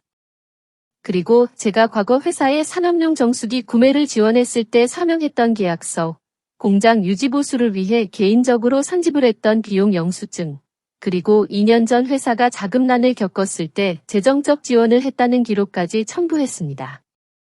저는 가족관계에 대해서는 일절 언급하지 않았습니다. 그저 재정적으로나 업무적으로 관련이 있는 개인의 자격으로만 내용을 서술했습니다. 저는 그 누구도 개인적인 관계를 이용하여 유능한 직원을 괴롭히는 것을 용납하지 않을 것이라고 강조했습니다. 전문 분야와 무관한 개인적인 원한 때문에 말이죠. 저는 편지에 단순하고 명확하게 제 이름을 서명했습니다. 눈물도 원망도 없었습니다. 편지를 발송한 후 저는 의자의 등을 기댔습니다. 제 심장은 예상처럼 빠르게 뛰지 않았습니다. 오직 냉정하리만큼 명료한 이성만이 남아 있었습니다. 상황은 이미 한계를 넘어섰습니다. 저는 더 이상 과거처럼 살고 싶지 않았고 그 누구도 가족의 권력을 지키기 위해 제 남편을 궁지에 몰아넣는 것을 용납하지 않을 것입니다. 그날 오후 김민준 씨는 평소보다 일찍 집에 돌아왔습니다. 문을 열고 들어서자마자 그는 넥타이를 풀고 서류 가방을 소파에 던진 뒤 바닥에 주저앉아 벽에 등을 기대고 앉았습니다. 마치 질식할 것 같은 상황에서 겨우 벗어난 사람 같았죠. 당신이 무슨 짓을 한 거죠? 저는 놀라지 않았습니다. 그가 알 것이라고 짐작하고 있었으니까요. 저는 그저 해야 할 일을 했을 뿐이에요. 그들이 당신을 짓밟게 내버려 둘 수는 없었어요. 당신이 제 남편이어서가 아니라 당신은 그런 대우를 받을 사람이 아니니까요. 그리고 그들은 제가 만만한 상대가 아니라는 것을 알아야 할 거예요. 김민준 씨는 저를 돌아보았습니다. 그의 눈은 붉었지만 목소리는 나지막했습니다. 당신. 제가 생각했던 것보다 훨씬 대담하군요. 저는 대답하지 않았습니다. 지금의 칭찬은 저를 흐뭇하게 하기보다 오히려 더 차갑게 만들 뿐이라는 것을 알았습니다. 제가 하고 있는 모든 일은 한때 제가 그에게서 간절히 바랐던 일들이었으니까요. 부사장님이 저를 부르셔서 내부 회의를 하셨어요. 아무도 우리 어머니가 부사장님께 직접 전화해서 제가 아내에게 꼬드김을 당해 사상이 이상해졌다며 휴직시켜 달라고 했을 것이라고는 믿지 못하더군요. 그는 씁쓸하게 웃었습니다. 어머니는 저에게 사상이 이상해졌다고까지 말씀하셨대요. 당신에게 꼬드김을 당해서 말이죠. 저는 눈을 감았습니다. 화는 나지 않았습니다. 그저 슬픔습니다. 한때 제가 어머니라고 불렀던 그분이 제가 더 이상 돈을 당신 손에 맡기지 않는다는 이유만으로 제 남편의 동료들 앞에서 저를 그 여자라고 부르는 것을 서슴지 않았다니. 하지만 당신이 보낸 편지를 부장님이 모두에게 읽게 하셨어요. 아무도 아무 말 없이 저를 바라보다가 고개를 끄덕이더군요. 부장님은 딱 한마디 물으셨어요. 이지연 씨가 김민준 씨 배우자이면서 동시에 우리 회사의 협력업체였던 그 회사의 회계팀장이었죠. 저는 그저 고개를 끄덕일 수밖에 없었고 부장님은 다행히 당신 아내라서 이 정도지 아니었으면 진작에 이지연 씨 같은 사람을 찾아 모셔왔을 것이라고 말씀하셨어요. 저는 기쁘지도 자랑스럽지도 않았습니다. 그저 마음속에 잠겨있던 물이 빠져나가는 듯한 가벼움을 느꼈습니다. 저는 칭찬을 바라지 않았습니다. 그저 정의가 제자리를 찾기를 바랐을 뿐입니다. 그날 밤 저도 민준 씨도 잠을 이루지 못했습니다. 그는 사내 게시판에 근무지 변경 신청서를 작성하고 있었습니다. 사직이 아니라 어머니가 손댈 수 없는 다른 지점으로의 전근을 신청하는 것이었습니다. 저는 그를 말리지 않았습니다. 그저 한마디만 했을 뿐이죠. 만약 간다면 어머니께 직접 말씀드려요. 또다시 제가 뒤에서 계략을 꾸몄다고 오해하시지 않도록요. 다음 날 아침 김민준 씨는 홀로 옛집으로 향했습니다. 저는 그가 그들과 실랑이 하는 모습을 다시 보고 싶지 않았습니다. 충분했습니다. 오후가 되어서 시동생 김동준 씨에게서 문자가 왔습니다. 짧은 한 줄이었습니다. 누나, 오늘 엄마가 오셨어요. 방에 있는 물건들을 다 부수시고요. 온 가족이 놀랐지만 아무도 아무 말도 할 수 없었습니다. 저는 그 문자를 읽으면서도 마음이 흔들리지 않았습니다. 그 눈물은 제가 친정어머니를 살릴 돈을 빌기 위해 무릎 꿇었을 때도, 제가 그 집을 떠나 짐을 챙길 때도 흘리지 않았던 눈물이었습니다. 그것은 그녀가 권력이 더 이상 한 사람의 마음을 붙잡을 수 없다는 것을 깨달았을 때 비로소 흘린 눈물이었죠. 그날 저녁, 김민준 씨는 그림자처럼 조용히 돌아왔습니다.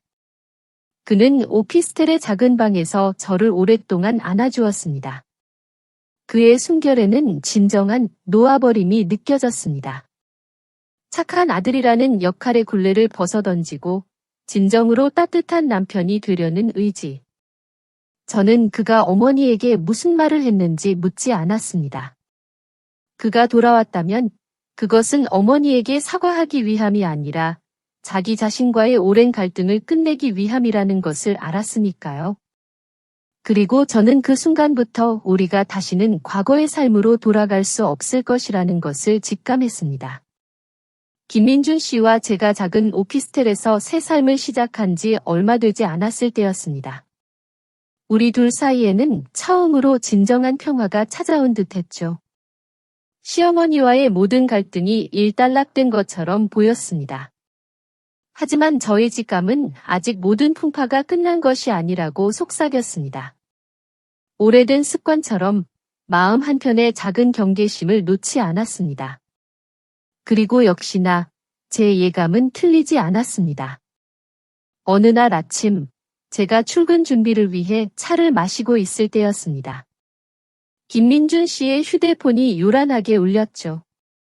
화면을 보니 시동생 김동준 씨의 전화였습니다. 민준 씨는 전화를 받고 잠시 침묵하더니 이내 얼굴이 새파랗게 질렸습니다. 그 모습을 보는 순간 제 심장이 또다시 쿵 하고 떨어지는 것 같았습니다. 뭔가 불길한 예감이 엄습했죠. 여보, 무슨 일이에요? 민준 씨는 망설였습니다. 한참을 머뭇거리더니 그의 목소리는 메마르고 갈라져 나왔습니다. 어머니가 통장에 돈이 한 푼도 남아있지 않다고 하셔. 몇억 원이나 되는 돈이 갑자기 사라졌다고, 누가 몰래 빼갔다고 난리시고. 저는 찻잔을 탁자에 내려놓았습니다. 마음속이 차갑게 식어가는 것을 느꼈습니다. 또 시작이구나. 시어머니의 통제 욕구가 결국 또 다른 사건을 터뜨리는구나 싶었죠. 그 통장, 누구 명의였어요? 내 명의였어. 하지만 어머니가 처음부터 다 관리하셨잖아. 돈은 자기가 맡아서 관리해야 안전하다고 하시면서 통장도 비밀번호도 관련된 서류도 전부 어머니가 가지고 계셨지. 나는 신경 쓸 것 없다고. 매번 돈을 찾을 때도 어머니가 직접 찾으시고는 나중에 다 찾았다고 말씀해 주셨고. 저는 한숨을 쉬었습니다. 제 마음속에서는 이미 차가운 진실이 모습을 드러내고 있었습니다. 시어머니 박예란 여사는 김민준 씨를 가족의 정으로만 통제하려 했던 것이 아니었습니다. 물질로도 그를 쥐고 흔들려 했던 거죠. 이제 그녀의 권력이 흔들리자 모든 것이 통제불능 상태가 되어버린 것입니다. 그리고 그 혼돈 속에서 예상치 못한 균열이 터져 나왔습니다. 그날 오후 우리는 다시 옛집으로 향했습니다. 대문을 들어서기도 전부터 시어머니의 목소리가 온 집안에 울려 퍼지고 있었습니다. 도둑이야. 틀림없이 이지연 전현이 한 짓이야. 제가 회계팀장 아니냐. 온갖 수단을 다 알고 있을 거야. 통장 없이 돈을 빼갈 수 있는 건 전현밖에 없어. 저는 천천히 집으로 들어섰습니다. 시어머니는 분노로 얼굴이 시뻘겋게 달아올라 있었고 머리는 헝클어져 있었습니다. 그녀는 탁자를 두드리며 소리쳤습니다. 내 돈 다 내놔. 나 무섭지 않아. 경찰에 신고할 거야. 고소할 거라고. 저는 그 자리에 꼼짝 않고 서 있었습니다. 반박하지도 않았습니다. 그저 김민준 씨를 똑바로 바라보며 조용히 물었습니다. 민준 씨, 통장은 당신 명의였죠? 응. 누구에게 대리 출금이나 위임 같은 것을 해준 적 있나요? 아니, 없어. 어머니가 다 관리하셨고 내가 신경 쓸 것 없다고 하셨지. 저는 다시 시어머니를 바라보았습니다. 어머니, 그럼 여쭤볼게요. 누가 통장과 비밀번호, 그리고 민준 씨의 신분증까지 모두 가지고 계셨나요? 시어머니는 순간 얼굴이 하얗게 질렸습니다. 하지만 곧바로 소리를 질렀죠. 내가 가지고 있었어. 하지만 나는 단 한 푼도 찾지 않았어. 내가 얼마나 소중하게 보관했는데. 저는 입술을 깨물었습니다. 어머니가 소중하게 보관하셨다고요? 하지만 누가 돈을 찾을 권한이 있었을까요? 시어머니는 아무 말도 하지 못하고 눈동자만 이리저리 굴렸습니다. 저는 한 걸음 뒤로 물러나 제 가방에서 서류를 꺼냈습니다. 김민준 씨가 그날 점심시간에 은행에 들러 뽑아온 18개월간의 통장 거래 내역서였습니다. 저는 그 서류를 탁자 위에 조용히 놓았습니다. 이것은 지난 18개월 동안의 예금 계좌 거래 내역서입니다. 매달 한 번씩 적어도 1천만 원 이상이 인출되었고 어떤 달에는 3번이나 인출되었더군요. 모든 인출은 창구에서 직접 이루어졌고 수령인의 서명까지 있습니다. 김민준 씨는 시어머니를 바라보며 목소리를 가라앉혔습니다. 어머니, 이 서명은 누구 서명인가요? 박예란 여사의 손이 떨렸습니다. 그녀는 손을 들어 올리려다 이내 내렸습니다. 얼굴은 핏기 하나 없이 새하얗게 질렸고 이마에는 식은땀이 송골송골 맺혔습니다. 그때였습니다. 시동생 김동준 씨가 더듬거리며 입을 열었습니다. 엄마가 돈을 찾긴 했는데 금을 사서 보관해둔 거라고 했잖아요. 혹시. 저는 옅게 미소 지었습니다. 바람처럼 가벼웠지만 칼날처럼 날카로운 미소였습니다. 어머니는 소리 없이 돈을 찾으셨어요. 민준 씨가 돈이 필요할 때마다 없다고 말씀하셨고요. 이제 통장이 텅 비자 저에게 뒤집어 씌우려 하셨죠. 만약 어머니께서 정말 정당하게 돈을 쓰셨다면 왜 숨기셨나요? 무엇이 두려우셨나요? 박예란 여사는 거친 숨을 몰아쉬었습니다. 더 이상 소리 지를 힘도 없었습니다. 그녀는 그저 그 자리에 앉아 어깨를 들썩이며 입술만 파르르 떨었습니다. 나는 그냥 맡아만 두려고 했던 거야? 너희들이 나를 이렇게 배신할 줄은 몰랐어? 저는 반박하지 않았습니다. 제가 옳다고 말하지도 않았습니다. 그저 그 자리에 서서 진실이 스스로 말하도록 내버려 두었습니다. 김민준 씨는 저를 돌아보며 목이 메인 목소리로 말했습니다. 지연아, 미안해. 수년 동안 당신이 겪어야 했던 일들을 내가 보지 못해서 정말 미안해. 저는 살며시 고개를 저었습니다. 저는 당신의 사과를 바라는 것이 아니에요. 그저 당신이 다시는 다른 사람들이 당신의 것을 빼앗아가도록 내버려 두지 않기를 바랄 뿐이에요. 그 순간 집안의 공기는 짓눌리는 듯했습니다. 각자 다른 감정들이 뒤섞여 있었습니다. 김동준 씨는 고개를 숙인 채 저와 눈도 마주치지 못했습니다. 박예란 여사는 더 이상 울부짖지 않았습니다. 그저 싸늘한 것이 한가운데 놓인 마른 나무 조각상처럼 조용히 앉아 어깨만 떨고 있을 뿐이었습니다. 우리가 그 집을 떠날 때 저는 뒤돌아보지 않았습니다. 저는 알았습니다.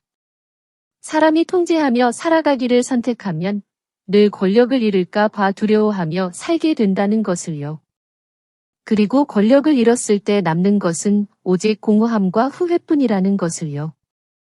그리고 제 인생에서 처음으로 저는 완벽하게 자유롭다고 느꼈습니다. 만약 귀한 시간을 내어 이 이야기까지 들어주신다면 아래 댓글창에 숫자 1을 남겨주세요. 제가 이 길을 홀로 걷는 것이 아님을 알 수 있도록요. 여러분의 작은 응원이 제가 이 모든 여정의 마지막을 계속해서 이야기할 수 있는 가장 큰 힘이 될 것입니다. 더 이상 나약한 눈물을 흘리는 며느리가 아닌 제가 겪었던 이야기의 마지막 부분들은요.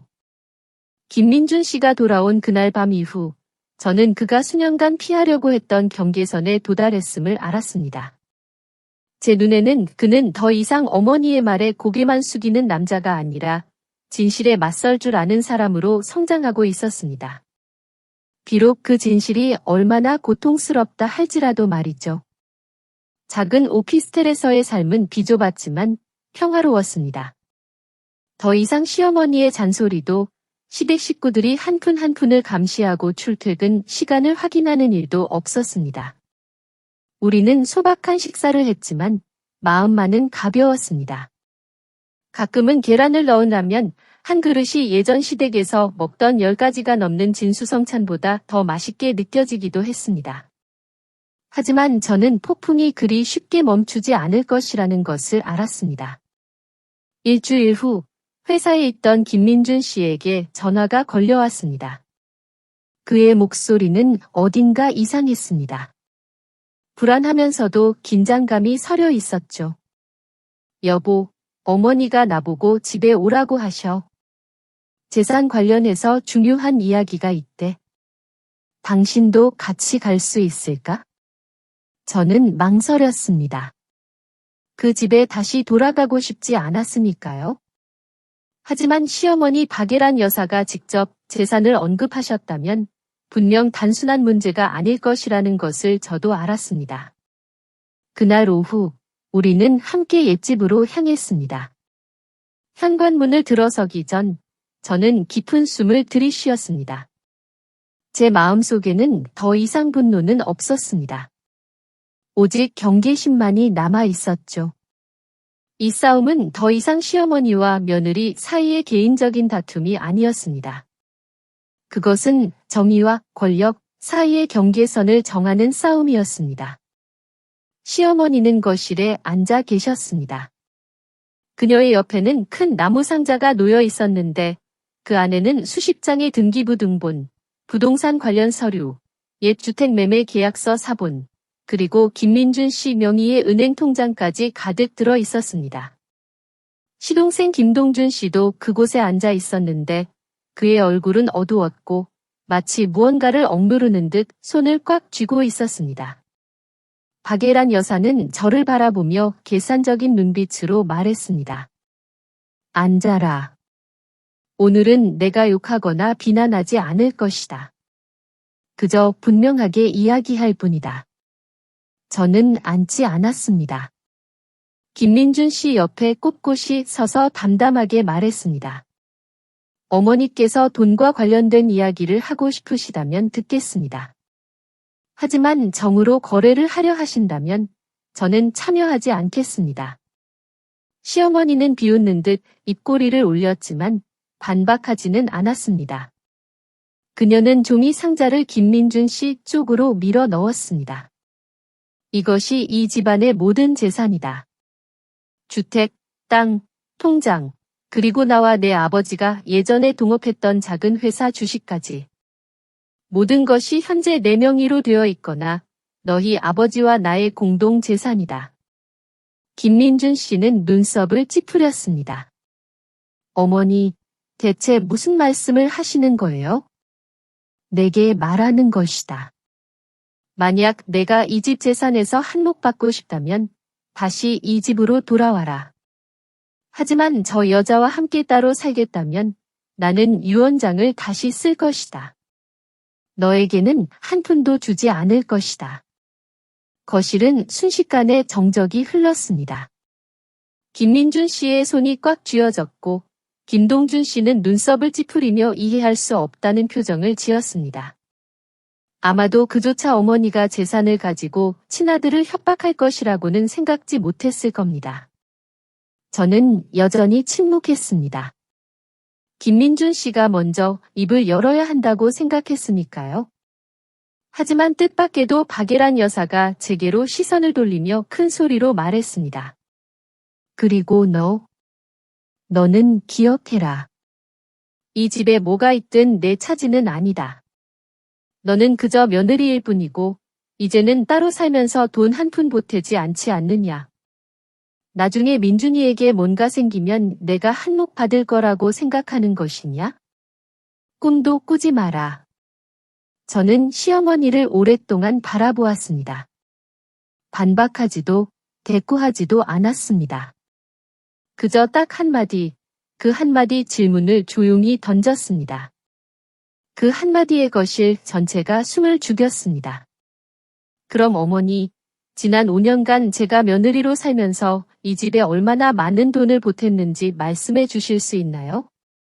제가 지불했던 돈들은 기록해 두셨나요? 박예란 여사는 순간 멈칫했습니다. 그녀의 눈동자는 재빨리 답을 찾기 위해 이리저리 움직였습니다. 저는 종이 서류 상자 앞으로 다가갔습니다. 서류들을 만지지는 않고 조용히 말했습니다. 어머니께서 민준 씨의 몫을 잘라버리시는 것은 어머니의 권리입니다. 하지만 만약 어머니께서 재산을 협박도구로 사용하려 하신다면 저도 솔직히 말씀드리겠습니다. 저는 이 집 재산 중 단 한 푼도 필요 없습니다. 다만 제가 이 집에 썼던 돈만 돌려받고 싶을 뿐입니다. TV, 세탁기, 부엌 수리비, 정수기 설치 비용, 아버님 어머님 병원비, 그리고 김동준 씨 아들 돌잔치 비용으로 제가 선지불했던 돈까지. 총 600만 원 정도 됩니다. 이 돈만 돌려주시면 저는 더 이상 아무것도 요구하지 않겠습니다. 박예란 여사의 얼굴은 새파랗게 질렸습니다. 김동준 씨가 갑자기 입을 열었습니다. 누나, 그걸 다 기록해뒀어요? 저는 고개를 끄덕였습니다. 처음에는 아니었지만 몇 번이나 제가 아무것도 보태지 않았다는 비난을 들은 후부터는 영수증과 거래 내역서를 보관하기 시작했습니다. 요구할 생각은 없었지만 잊고 싶지도 않았으니까요. 거실은 깊은 침묵에 잠겼습니다. 박예란 여사의 얼굴은 굳어졌다가 다시 일그러졌고 입술은 굳게 다물렸습니다. 김민준 씨는 말없이 제 어깨에 손을 얹었습니다. 말없이도 느껴지는 깊은 동의였습니다. 어머니, 김민준 씨가 입을 열었습니다. 그의 목소리는 나지막했지만 단호했습니다. 만약 어머니께서 제가 지연이와 함께하는 것을 돈 때문에 배신했다고 생각하신다면 오해입니다. 그리고 재산을 가지고 저를 협박해서 돌아오게 할 수 있다고 생각하신다면 더욱 큰 오산입니다. 저는 제 인생의 첫 30년을 이곳에서 보냈습니다. 단 한 번 제가 장모님을 살릴 돈 500만 원을 부탁했을 때 어머니는 거절하셨습니다. 이제 와서 이 종이 뭉치를 들고 저를 협박하신다면 저는 더 이상 아무것도 상관없습니다. 박예란 여사의 몸이 떨렸습니다. 내가 감히가 아닙니다, 어머니. 저는 그저 다른 방식으로 살아가기를 선택한 것뿐입니다. 저는 어머니를 버리는 것이 아닙니다. 다만 더 이상 속박당하는 삶을 살지 않겠다는 것뿐입니다. 저는 민준 씨의 손을 잡았습니다. 수개월 만에 처음으로 저는 제가 더 이상 혼자가 아니라는 것을 느꼈습니다. 박예란 여사는 결국 울음을 터뜨렸습니다. 흐느끼는 소리는 마치 한 맺힌 통곡 같았지만 아무도 그녀에게 다가가지 않았습니다. 모두가 침묵했습니다. 동정심에서가 아니라 결국에는 그 누구도 돈이나 유언장으로 사람의 마음을 묶어둘 수는 없다는 것을 깨달았기 때문이었습니다. 그리고 저는 이 오래된 집안에서 벌어졌던 조용한 전쟁이 이제 전환점에 이르렀음을 알았습니다. 하지만 앞으로의 길은 단순히 선을 긋는 것 이상의 의미를 가질 것이었습니다. 우리는 그날 오후 그 집을 떠났습니다. 하늘은 흐렸고 제 마음처럼 어두웠습니다. 김민준 씨는 아무 말도 하지 않았습니다. 그저 제 손을 가볍게 잡을 뿐이었습니다. 저는 알았습니다. 지금 그의 안에서는 30년간 그를 얽매였던 모든 굴레가 천천히, 그러나 확실하게 하나둘씩 끊어져 가고 있다는 것을요. 오피스텔로 돌아와 저는 그에게 물을 따라주고 직접 저녁 식사를 준비했습니다. 우리는 침묵 속에서 식사를 했습니다. 슬퍼서가 아니라 더 이상 할 말이 없었기 때문입니다. 모든 것이 분명해졌습니다. 그 집에서 오고 갔던 모든 말들은 수년 동안 감춰져 있던 가시의 껍질을 베어내는 칼날 같았습니다. 하지만 폭풍은 그리 쉽게 멈추지 않았습니다. 다음 날 아침, 제가 차를 끓이며 출근 준비를 하고 있을 때 김민준 씨에게 시동생 김동준 씨에게서 전화가 걸려왔습니다. 자세한 내용은 듣지 못했지만 전화를 끊은 후 민준 씨의 얼굴은 완전히 굳어 있었습니다. 무슨 일이에요, 여보? 그는 잠시 망설이더니 목소리를 가라앉혀 답했습니다. 어머니가 통장에 돈이 한 푼도 남아있지 않다고 하셔. 몇억 원이나 되는 돈이 갑자기 사라졌다고 누가 몰래 빼갔다고 난리시고 김민준 씨가 돌아온 후에도 시어머니 박예란 여사의 병세는 오락가락했습니다. 우리는 병원에 자주 들르지는 않았습니다. 분노나 정이 없어서가 아니었습니다. 저는 분명히 알고 있었으니까요. 사람의 마음이 진정으로 변하려 하지 않으면 어떤 사과나 후회도 결국 또 다른 통제의 수단이 될 뿐이라는 것을요. 민준 씨는 힘들어했습니다. 그것은 제가 분명히 느낄 수 있었죠. 하지만 그는 저를 탓하지 않았습니다. 그 역시 자신이 가장 믿었던 사람에게 상처받았다는 것을 이해했으니까요. 며칠 후 시동생 김동준 씨에게서 전화가 왔습니다. 어머니가 퇴원하셨고 의사 선생님으로부터 집에서 요양해도 좋다는 허락을 받았다는 소식이었습니다. 그 누구도 제게 전화하거나 안부를 묻지 않았습니다. 이지연이라는 이름은 그들에게서 완전히 지워진 듯 했습니다. 저는 조용히 오피스텔을 정리하고 회계팀장으로서의 업무를 이어갔습니다. 격주에 한 번씩 친정어머니와 영상통화를 하며 안부를 확인했죠. 제 삶은 새로운 궤도로 접어들었습니다. 시끄럽지도 속박되지도 않았으며 더 이상 과거처럼 침묵하며 인내할 필요도 없었습니다. 그러던 어느 금요일 오후 제가 재무부와 회의를 하던 중 낯선 번호로 전화가 걸려왔습니다. 화면을 보며 몇 초 망설이다 전화를 받았습니다. 수화기 너머로는 젊은 여성의 다급한 목소리가 들렸습니다. 이지연 씨 되세요? 저는 시어머니 박예란 여사 댁 이웃입니다. 박 여사님께서 갑자기 심장 발작을 일으키신 것 같아요. 제가 뛰어가 보니 마당에 쓰러져서 숨을 헐떡이시는데 아무에게도 연락이 안 돼요. 제가 구급차는 불렀는데 누구에게 연락해야 할지 몰라서 박 여사님 수첩에 적힌 이지연 씨 번호로 전화드렸습니다. 저는 그 자리에서 얼어붙었습니다. 회의실 전체가 저 멀리 뒤로 물러나는 것 같았죠. 저는 휴대폰을 든 채 황급히 회사를 뛰쳐나왔습니다. 택시를 잡으면서 김민준 씨에게 문자를 보냈습니다. 제 목소리는 떨리고 있었습니다. 엄마가 정말 위급하세요. 저번처럼 거짓말이 아니에요. 민준 씨의 답장을 기다릴 틈도 없었습니다. 그 순간 제 안에서는 알 수 없는 감정들이 뒤섞였습니다. 아픔과 동시에 묘한 기분이 들었죠. 마치 제가 그동안 가족이라는 문 밖으로 내쳐졌던 모든 시간이 압축되어 홀로 마당에 쓰러져 숨을 헐떡이는 그 여인의 모습 하나로 응축되는 듯했습니다. 아무도 곁에 없는 병원에 도착한 것은 저녁 6시가 다 되어서였습니다. 박예란 여사는 이미 응급실에서 집중치료실로 옮겨진 상태였습니다. 의사 선생님은 협심증과 가벼운 심부전이 함께 왔다고 했습니다. 제때 발견하지 못했다면 매우 위험할 뻔했다고도 덧붙였죠. 시어머니와 함께 왔던 이웃 아주머니가 저를 기다리고 있었고 그녀는 시어머니의 핸드백을 제게 건네주었습니다. 저는 감사 인사를 전하고 대기실 의자에 앉았습니다. 핸드백 끈을 꽉 쥐었습니다. 마치 감정의 바다 한가운데서 붙잡고 있는 밧줄 같았습니다.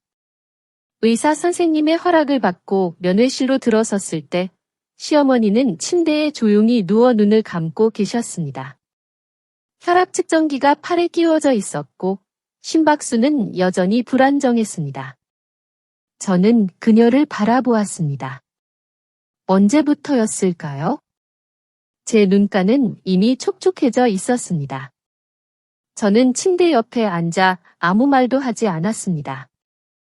그저 제 손을 그녀의 마르고 앙상한 손 위에 조용히 얹었습니다.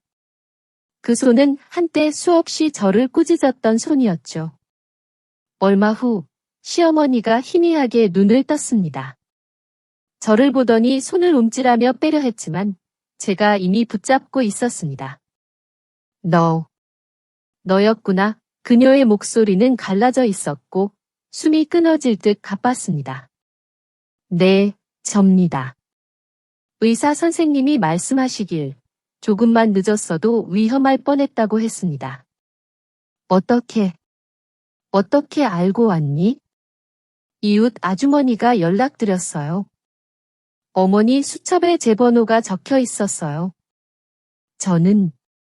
저는 그래도 이 집의 가족이니까요. 어머니께서 저를 어떻게 생각하시든 상관없이요. 그녀의 눈가가 촉촉해졌지만 눈물은 흐르지 않았습니다. 나는 너희들이 다시는 돌아오지 않을 줄 알았어. 내가 나를 정말 미워하는 줄 알았는데. 저는 잠시 침묵했습니다. 그리고 천천히 말했습니다. 미워하지 않습니다. 다만 어머니께서 하신 모든 일들이 사랑에서 비롯된 것이 아니라 권력을 잃을까 봐 두려워하는 마음에서 나온 것이기에 아팠을 뿐입니다. 저는 어머니를 탓하지 않지만 과거의 삶으로 돌아가고 싶지는 않습니다. 내가 잘못했다. 그녀는 더듬거리며 말했습니다. 내가 거기 누워있을 때 통장도 집도 생각나지 않았어. 그냥 그때 누가 내 손을 잡아주면 그렇게 무섭지는 않을 텐데 하는 생각뿐이었어. 저는 그녀의 손을 가볍게 잡아주었습니다. 지금 제가 어머니 손을 잡고 있습니다. 차가운 병실 안, 심박 측정기의 규칙적인 소리가 뒤늦은 공감의 숨소리처럼 울려 퍼졌습니다. 얼마 후 김민준 씨가 도착했습니다. 그는 허겁지겁 병실로 뛰어들어왔고 제가 어머니 옆에 앉아 있는 것을 보고 깜짝 놀랐습니다. 당신이 먼저 왔어? 저는 고개를 끄덕였습니다. 그는 어머니를 향해 몸을 숙이고 어깨에 손을 얹었습니다. 어머니, 괜찮으세요? 살았다. 저 아이 덕분에 그녀는 저를 가리켰습니다. 저 아이가 먼저 와서 다 알아서 해줬어. 김민준 씨는 저를 바라보았습니다. 그의 눈빛은 부드러워져 있었습니다. 저는 아무 말 없이 조용히 일어섰습니다. 저는 먼저 돌아가겠습니다. 이제 민준 씨가 있으니까요. 시어머니는 다시 제 손을 잡았습니다. 이번에는 붙잡으려 하거나 강요하는 손길이 아니었습니다. 그저 어머니와 자식 사이에 오가는 진심 어린 손길 같았습니다. 저는 돌아서 걸어 나왔습니다. 마음이 완전히 가벼워진 것은 아니었지만 그렇다고 무겁지도 않았습니다. 그저 제 마음속에 어떤 매듭이 조용히 그리고 깊이 풀리는 것을 느꼈습니다. 그리고 저는 알았습니다. 때로는 용서가 말로 오는 것이 아니라 가장 연약한 순간에 다시 돌아와주는 아주 단순한 행동에서 비롯된다는 것을요. 이기는 것이 목적이 아니라 상대에게 진정으로 변할 기회를 주기 위해서 말이죠. 그날 밤 이후 박예란 여사는 5일 더 병원에 입원하여 경과를 지켜보았습니다. 김민준 씨는 대부분의 시간을 그녀의 곁에서 보냈지만 저는 여전히 일정한 거리를 유지했습니다. 제가 모든 것을 잊을 만큼 너그러운 사람은 아니었으니까요. 하지만 동시에 복수할 기회만 노리는 좀스러운 사람도 아니었습니다. 저는 그저 평화롭고 공정한 삶을 원했습니다. 거짓된 은혜나 거래의 감정에 얽매이지 않는 삶을 말이죠.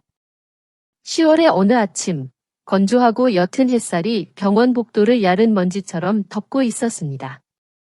제가 막차를 끓였을 때 김민준 씨에게 이웃집에서 전화가 걸려왔습니다. 수화기 너머로 들려온 첫마디에 그의 얼굴은 새파랗게 질렸습니다. 어머니가 돌아가셨어요. 저는 그 자리에서 얼어붙었습니다. 손이 떨려서 차주전자 뚜껑을 떨어뜨렸죠. 도자기가 돌바닥에 부딪히며 내는 소리는 방금 들려온 사망 소식보다도 더 차갑고 건조하게 울려 퍼졌습니다. 시어머니 박예란 여사는 잠결에 돌아가셨다고 했습니다. 고통 없이 편안하게 떠나셨지만 그 죽음은 마치 저와 그녀 사이에 굳게 닫힌 마지막 문처럼 무겁게 느껴졌습니다. 그분은 저를 수없이 울게 했고 며느리로서, 자식으로서의 모든 감정을 앗아갔던 분이었습니다. 하지만 이제 그분이 더 이상 세상에 없다는 소식을 듣자 제 마음은 텅 빈 것처럼 고요해졌습니다. 김민준 씨는 제 어깨에 고개를 묻었습니다. 수년 만에 처음으로 그는 어린아이처럼 울었습니다. 저는 아무 말도 하지 않았습니다. 그저 그의 손을 잡고 꽉 쥐어주었죠. 마치 그가 어머니와 저 사이에서 방향을 잃었을 때 제가 했던 것처럼요. 우리는 옛집으로 돌아왔습니다. 서류상으로는 이제 제 이름으로 되어 있지만 사실은 이름 없는 수많은 파편들로 가득한 곳이었죠. 향 냄새가 바람에 흩날렸습니다. 시어머니의 영정사진이 거실 중앙에 정중하게 놓여 있었습니다. 사진 속 그녀의 얼굴에는 더 이상 엄격함이 없었습니다. 그저 모든 것을 내려놓은 듯한 옅고 고요한 미소만이 남아 있었죠. 시동생 김동준 씨는 보이지 않았습니다. 어머니가 그를 위해 집을 팔아 빚을 갚아준 후 그는 떠나버렸습니다.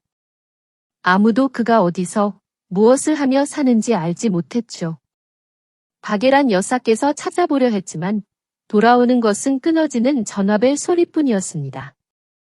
그럴 때마다 그녀는 조용히 방으로 들어가 마치 돌아오지 않을 무언가를 기다리는 듯 창가에 앉아 있곤 했습니다. 장례를 마치고 물건들을 정리하던 중 저는 우연히 작은 편지 봉투 하나를 발견했습니다. 거대는 지연아라는 두 글자가 비뚤비뚤한 글씨체로 적혀 있었습니다. 저는 떨리는 손으로 편지를 열었습니다. 안에는 서툴지만 분명하고 깊은 고뇌가 담긴 글자들이 적혀 있었습니다. 지연아, 내가 이 편지를 읽을 때쯤이면 내가 이 세상에 있을지 모르겠구나. 하지만 꼭 쓰고 싶었다. 평생 살면서도 말하지 못한 것들이 있으니까. 나는 어머니가 되는 것이 권리를 갖는 것이라고 생각했다. 하지만 어머니가 되는 것에도 사랑이 필요하다는 것을 잊고 있었구나. 나는 며느리를 사랑하는 법을 몰랐다. 그저 요구하고 희생을 당연한 의무처럼 강요할 줄만 알았지. 하지만 너는 이 집의 그림자가 아니었다. 너는 한 명의 여성이었고 아내였으며 내가 더 너그러이 보지 못했던 한 명의 자식이었다. 내가 이 집을 다시 사주던 날 나는 일어서 온 것이 아니었다. 내가 문 밖으로 내쳤던 바로 그 사람에게 구원받았다는 생각에 울었다. 너에게 용서를 구하지는 않겠다. 다만 만약 언젠가 나를 생각하게 된다면 내가 잘못했던 것들 대신 내가 죽을 것 같았을 때 내가 내 손을 잡아주었던 것을 기억해 주렴. 고맙다. 너무나 고집스러웠던 내 시어머니가. 저는 제단 앞에 앉아 편지를 든 채 언제부터인지 모르게 눈물을 흘리고 있었습니다. 창밖에서 불어온 바람이 제가 이사 오던 날 달았던 하얀 레이스 커튼을 부드럽게 흔들었습니다. 모든 것이 낡았는데 왜 제 마음은 새로운 기분이 드는 걸까요? 마치 처음으로 박예란 여사의 진짜 모습을 본 것 같았습니다. 시어머니도 집주인도 아닌 저처럼 실수하고 사랑하고 잃고 아파했던 한 명의 여인으로서 말이죠. 저는 편지를 제단 위에 올려놓고 향을 하나 피웠습니다. 고개를 숙였습니다. 어머니, 만약 다음 생에 다시 만나게 된다면 뺨을 때리는 며느리라는 이름 대신 서로를 안아주며 시작했으면 좋겠습니다. 김민준 씨가 들어와 제 어깨에 손을 얹고 가볍게 쥐었습니다. 말하지 않아도 그 역시 편지를 읽었다는 것을 알았습니다. 그의 눈은 붉었지만 시선은 평온했습니다. 마침내 자식으로서 짊어졌던 모든 무거운 짐을 내려놓은 사람의 평온함이었습니다. 장례식이 끝나고 우리는 그 집을 팔지도 세를 놓지도 않고 다시 수리하기로 결정했습니다. 저는 그 집을 아픔의 기억이 아닌 변화의 기억으로 남기고 싶었습니다.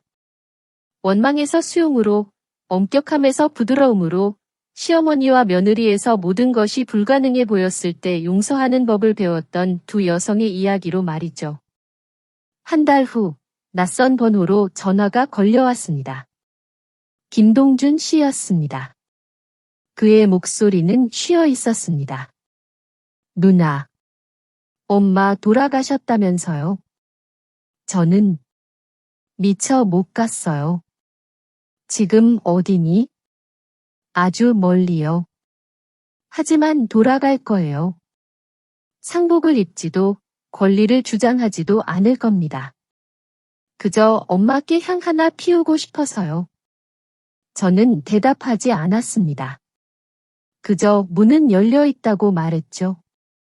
그날 오후 김동준 씨는 조용히 돌아와 향을 피웠습니다. 아무도 아무 말도 하지 않았습니다. 하지만 저는 그가 우는 것을 보았습니다.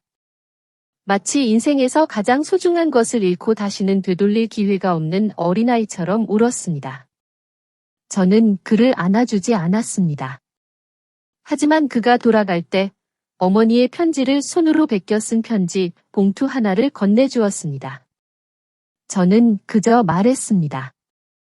울기 위해서가 아니라 더 나은 사람으로 살기 위해 읽어보렴. 그날 밤 저는 아주 깊은 잠을 잤습니다. 꿈속에서 저는 박예란 여사를 보았습니다. 그녀는 푸른 옷을 입고 여전히 머리를 높이 묶고 아주 옅게 웃고 있었습니다. 그녀는 제게 다가와 손을 내밀었습니다. 저는 두렵지도 피하지도 않았습니다. 손을 내밀어 잡았습니다. 그녀의 손은 차갑지 않았습니다. 그저 어머니의 손처럼 따뜻했습니다. 인생은 수많은 상처로 가득한 긴 여정입니다. 그리고 때로는 가장 깊은 상처가 가장 가까운 사람에게서 오기도 하죠.